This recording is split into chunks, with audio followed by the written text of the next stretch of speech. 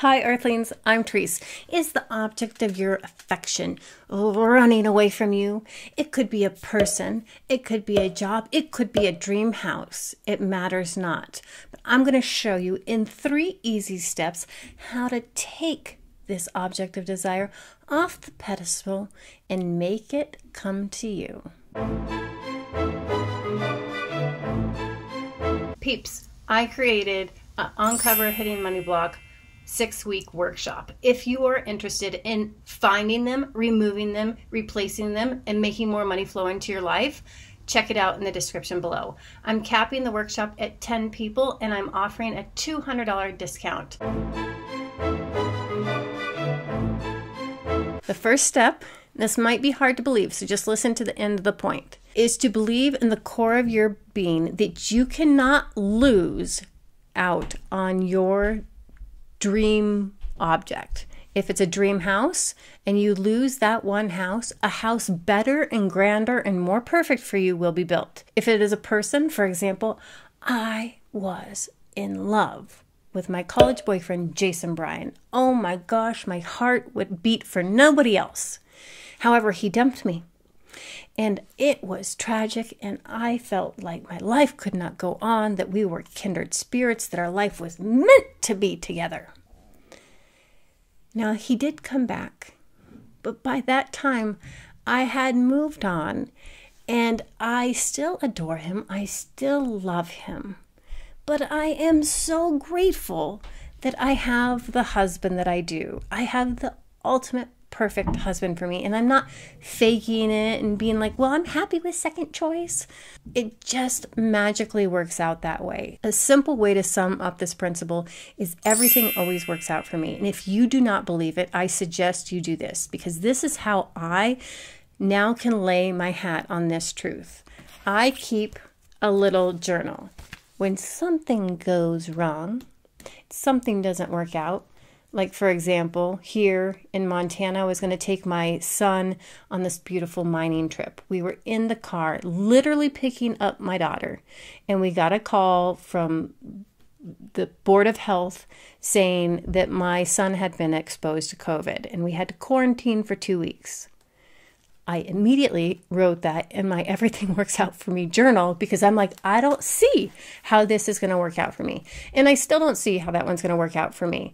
But everything that I've written in so far, from boyfriends to houses to business relationships, in the end, it has always worked out for me. So if you want to build your belief, just buy a piece of paper journal and write down your disappointment, and then write down how it worked out when that evidence shows up. And if you can't believe it, right now, totally understand, take a leap of faith. And besides, this second step is going to make it 1,000 times easier to let go of the death grip of desire without feeling like you're giving up on your dreams. Second step to knock them off a pedestal and make them chase you is to find the warts. Now, this story is going to sound a little bit mean, but it is wrapped in love. When I met my husband, I knew he was awesome. I knew he was a rock star. I loved absolutely everything about him practically instantly. When I was walking to my first date, I was like sweating. I had to walk like this. I just couldn't contain myself. My roommate was like, Trice, you gotta get yourself together. And she did this magical thing and started pointing out his warts. I'm like, he's tall, he's dark, he's handsome. She's like, he doesn't have a 10 face. His face isn't a 10, which beauty's in the object of the beholder. But what she was trying to do is bring me down to earth, to knock him off this pedestal that he's so much more fabulous than I am. And I'm just this worthless toadstool, hoping and praying that he'll take a fancy in me. It was enough to bring me back to earth. It was enough to be like, hey, we're all human. We all have awesomenesses and shortcomings. And it was so needed. Because if I had kept on that train, I'm going to tell you a very unflattering story. My husband was a total flirt. He would flirt with the wallpaper. And we were out on like our third or fourth date, and there were some other really cute girls at the bar, and he started flirting with them right there when I was there. And if I had not knocked him off that pedestal in my mind, if I still had revered him like the Son of God, I would not have had the courage to be like, you know what? This situation is not for me. I picked up my cute purse and I said, I am going home. And I walked out with him chasing me on my heels all the way to the cab. I did not surrender. I said, I am too good for this, and I left. He called me profusely the next day, just begging for a second chance. Of course, I gave him one, but that ended all that kind of behavior. And do you see how if I would have had him on that pedestal and I would have kept going down that trail, that could have been my forever reality. So the easiest way to take the object of your affection off the pedestal is just to add more perspective. Now this last step I find so beautiful in its simplicity. You do not even have to lift a finger, and you will get them, or whatever you desire, to come after you. Now there's many superpowers of the universe, but I find this one to be exquisitely underrated, and that is the power of silence.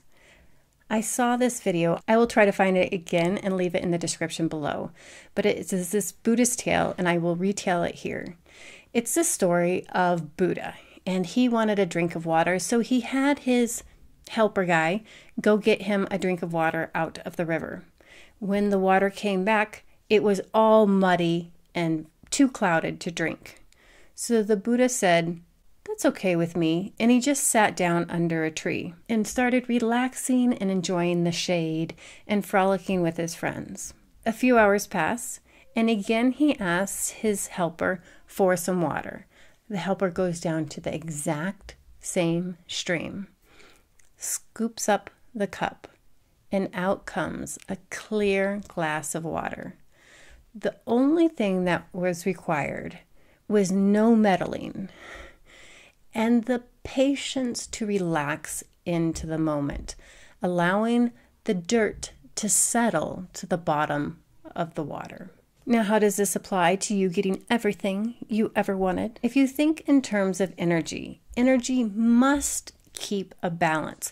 So if you've been chasing, if you've been trying, if you've been hounding, if you've been persisting, and it has not been working, then the energy is out of balance.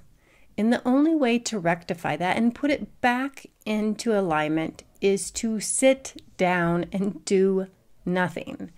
This was exactly what I told my clients. It's easier to see first on a money example than an example from the heart because money's so replaceable in a way. But they didn't feel this way about the house. They felt like it was their only true love. It wasn't even about the money. But I said, sit down. Do not call them. Silence is its own language. It will speak volumes. Said another way, don't negotiate against yourself. Their fear was so great that they were afraid of losing out on their house without even waiting to receive the counteroffer.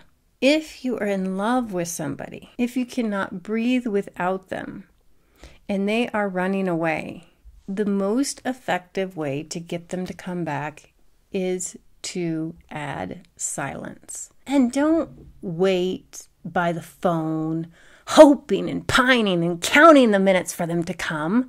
That's not what I'm talking about.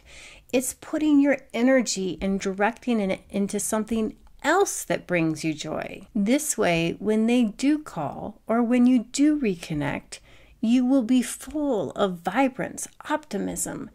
And aren't those things magnets of attraction? This one's a little tricky because what you're really doing is surrendering to the moment, which feels like giving up or letting go of your dream. That's why step 1 is so important. You can never lose your dream. The universe is not that cruel. But energy must keep a balance. So if it's out of whack, best step is to surrender. It works, it works, it works, it works. If you're brave enough to do it and let it work its magic. And until next time, I kiss you. Ciao. So I wanted to introduce you to Jack, my wonderful, handsome son who's 8 years old. When are we going to go home, Jackie? 6 days. We're going to go back to New York City in 6 days. So the next time I see you, I'll see you there. Until then. Bye-bye.